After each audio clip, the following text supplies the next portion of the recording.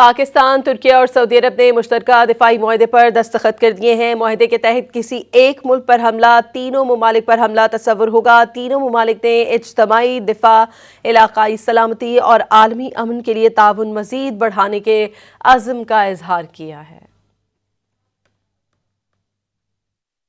سعودی عرب، ترکیہ، پاکستان میں سے کسی ایک ملک پر حملہ تینوں پر تصور ہوگا۔ ترجمان دفتر خارجہ کے مطابق مکہ میں سعودی عرب، ترکیہ اور پاکستان کے درمیان مشترکہ دفاعی سربراہی اجلاس ہوا، جس میں مشترکہ دفاعی معاہدے پر دستخط کیے گئے۔ سعودی ولی عہد وزیر اعظم شہباز شریف اور ترک صدر رجب طیب اردوان نے دفاعی معاہدے پر دستخط کیے۔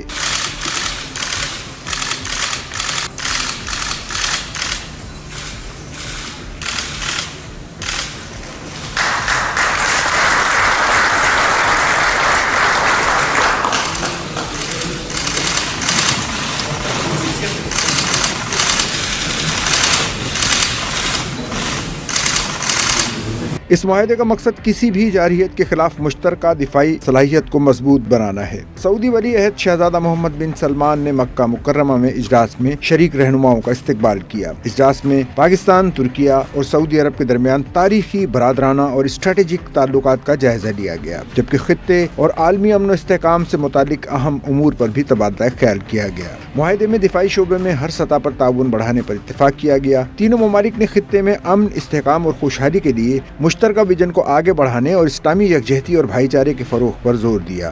تاریخی مشترکہ دفاعی معاہدے سے قبل تینوں ممالک کے رہنماؤں نے نماز جمعہ ادا کی۔ نماز جمعہ میں سعودی ولی عہد شہزادہ محمد بن سلمان، وزیر اعظم پاکستان شہباز شریف، ترکیہ کے صدر رجب طیب اردوان اور پاکستان کے فیلڈ مارشل سید عاصم منیر نے شرکت کی۔ اس موقع پر خطے کے امن و استحکام اور خوشحالی کے لیے خصوصی دعائیں کی گئیں۔